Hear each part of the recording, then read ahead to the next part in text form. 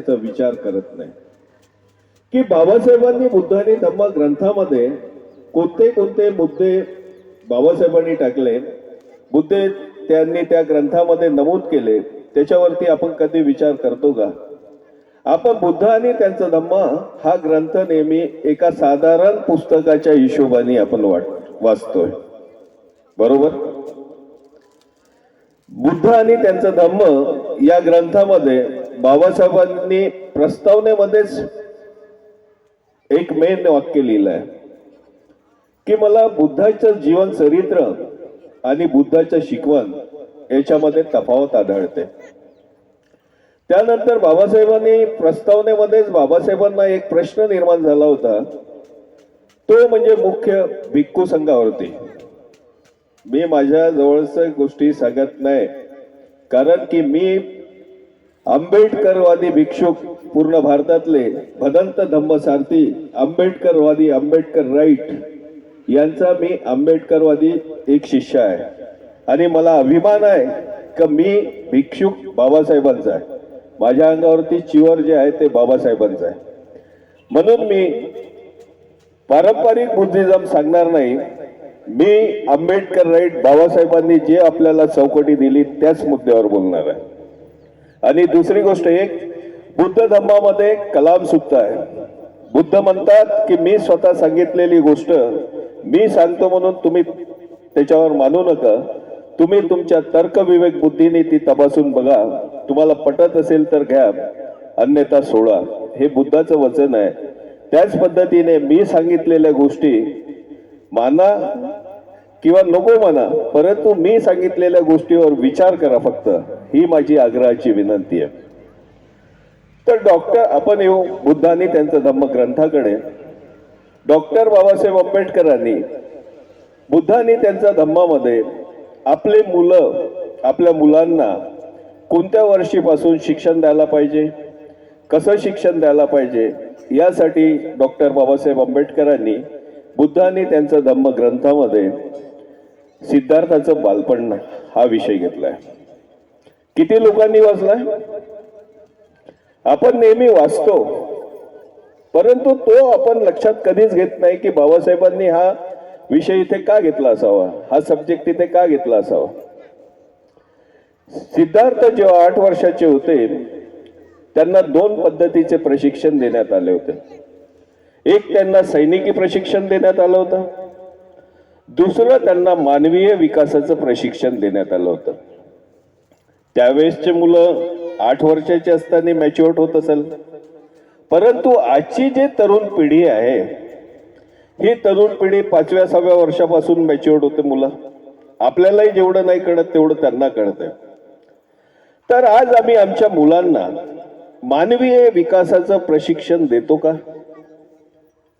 आज आमची मुलं हातामध्ये मोबाईल घेऊन, फक्त मुलगा रडला की त्याला मोबाईल देतो. परंतु त्या मुलांना अगर आपण 6व्या 5व्या 6व्या वर्षापासून त्यांना मानवीय विकासाचं अगर प्रशिक्षण दिलं तर त्या मुलाला कधी अभ्यास कर म्हणून सांगावं लागणार नाही. त्या मुलांना कधी मोबाईल किती वेळ वापरायचा आणि किती वेळ ठेवायचा हे त्याचं संपूर्ण ज्ञान येईल. या गोष्टीचा विचार करतो काय आपण? त्याच्यानंतर आपल्या भरपूर संघटना आहे. बाबासाहेब आणि बुद्धाच्या नावावरती अनेक संघटना आहेत, परंतु आमच्या संघटना टिकतात का? आमच्या संघटनेमध्ये जसं बचत गट असेल तुमचे, हे छोटे संघ आहे, परंतु हे आमचे संघ का टिकत नाही? त्याचं कारण काय? याचं सविस्तर उदाहरण बाबासाहेबांनी बुद्ध आणि त्यांचा धम्म ग्रंथामध्ये दिलं आहे. बाबासाहेबांनी शाक्य संघाचं उदाहरण दिलंय. तर शाक्य संघामध्ये त्याचा सभासद होण्याकरता ज्या टर्म किंवा कंडिशन होत्या, त्या कंडिशन आम्ही कोणतंही संघटन बनवत असताना आपण विचारात घेतो का? एवढे सखोल मुद्दे, आपल्याला चांगलं जीवन कसं जगता येईल, बुद्धाची विचारधारा बाबासाहेबांनी स्पष्ट शब्दामध्ये आपल्या पुढ्यात मांडलेली आहे. परंतु आज आम्ही कोणीकडे चाललो? आज आम्ही अलौकिक शक्ती, ईश्वर, आत्मा, चमत्कारिक बुद्ध या गोष्टीकडे चाललो. तुम्ही बसलेल्यांपैकी किती जण ईश्वर मानतात? मानतात कोणी? अलौकिक शक्ती नाही मानत? चमत्कारिक बुद्ध, अलौकिक बुद्ध? चला, धन्यवाद. की कमीत कमी या गावामध्ये विचार मंच जो आहे येथील लोक जागृत आहेत. कारण की चमत्कारिक अलौकिक शक्ती, ईश्वर, आत्मा याचा बुद्धांनी विरोध केला, बुद्धांनी नाही म्हटलं त्याला. परंतु आजची जी प्रेझेंट परिस्थिती आहे, वर्तमान काळ आहे, या काळामध्ये जो बौद्ध भिक्षुक येतो तो आपल्याला कोणत्या पद्धतीचं मार्गदर्शन करतो धम्माचं? तुम्ही 5 परित्राण घरी कराल तर तुमच्या घरामध्ये सुख शांती नांदेल. परित्राण केल्याने, पूजा केल्याने तुमच्या घरात सुख शांती नांदते का? लाभते? ज्या वेळेपर्यंत तुमच्या घरातले लोकांचे, आपण आपल्या घरामध्ये जे संपूर्ण कुटुंबामध्ये आपण राहतो, आपले एकमेकांशी, जसं बुद्ध धम्माचं पहिलं आधार तत्व आहे की एका मनुष्याचे दुसऱ्या मनुष्याशी संबंध कसे असायला पाहिजे, हे आधार तत्व आपल्या घरामध्ये जेव्हापर्यंत रुजत नाही तेव्हापर्यंत आपल्या घरामध्ये सुख शांती राहत नाही. ज्या दिवशी पहिला आधार तत्व बुद्ध धम्माचं आपल्या घरामध्ये आलं आणि ते घरामध्ये येऊन आचरणात आलं तर आपल्या घरामध्ये ऑटोमॅटिक सुख आणि शांती लाभत असते. पूजापाठ, कर्मकांड याच्यामुळे शांती लाभते का आपल्याला? याच्यामुळे फक्त एकाच व्यक्तीचा फायदा होतो, तो म्हणजे पुरोहिताचा. दुसरा फायदा पुरोहितवादी भिक्षुकाचाही होते, कारण का तोही कर्मकांडच सांगतो. 1956च्या आधी आम्ही कर्मकांड नाही केले का? केले की नाही केले? आमचे पूर्वजांनी केले. मग बाबासाहेबांनी 1956 मध्ये 14 ऑक्टोबरला दीक्षा दिली, जेव्हा आपल्याला धम्म दीक्षा दिली, त्यावेळेस बाबासाहेब आंबेडकरांना 22 प्रतिज्ञा देण्याची काय आवश्यकता पडली? कधी विचार केला आपण? कोणी भिक्षू 22 प्रतिज्ञा सांगतो का? सांगतो भिक्षुक 22 प्रतिज्ञा? कोणी भिक्षुक जय भीम म्हटलं तर जय भीम घेतो का? आम्ही जय भीम घेतो, अभिमान आहे, अभिमान आहे आम्हाला. बाबासाहेबांनी 22 प्रतिज्ञा सांगितल्या, भिक्षुक 22 प्रतिज्ञा सांगतो?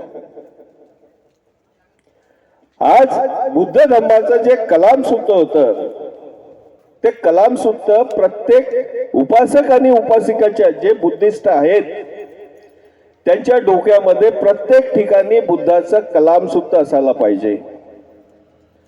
भंते राहुलने तुम्ही इथे बोलवलं, ते बोलले म्हणून तुम्ही त्याचं ऐकायचं नाही. बुद्धांनी सांगितलं की मी सांगतो म्हणून ऐकायचं नाही. तुमच्या तर्क विवेक बुद्धीने तुम्ही या गोष्टी तपासून पहा, चेक करा, तुम्हाला पटत असेल तर घ्या. या गोष्टी आपण नेहमी डोक्यामध्ये ठेवल्या पाहिजे.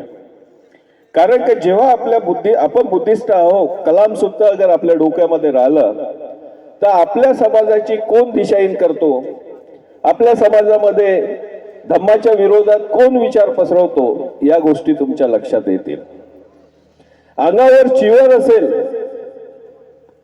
म्हणून तुम्ही त्या चिवाराच्या मागे लागू नका.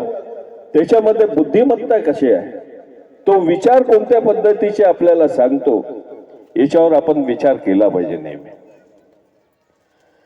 आज तुम्हाला सांगताना खूप एक दुःख होतं मनाला की नागपूरच्या फॅमिली कोर्टामध्ये सर्वात जास्त ज्या डिवोर्सच्या केसेस आहे त्या आपल्या बुद्धिस्ट समाजाच्या. काडीमोड, सोडचिठ्ठी याच्या ज्या केसेस आहे या सर्वात जास्त आपल्या समाजाच्या आहे. काहून असतील या? काय कारण आहे? आपल्यामध्ये साक्षरता जास्त आहे, सुशिक्षित लोक आहे, साक्षर लोक आहे, परंतु या केसेसचं प्रमाण का बरं जास्त आहे? हे याच्यासाठी जास्त आहे की आमच्या महापुरुषांचे जे विचारधारा आहे ते आम्ही आमच्या आचरणात आणलेले नाही. आपल्या बुद्धांनी त्यांच्या धम्मग्रंथामध्ये पती आणि पत्नीचे संबंध कसे असायला पाहिजे याचे एक उदाहरण आहे.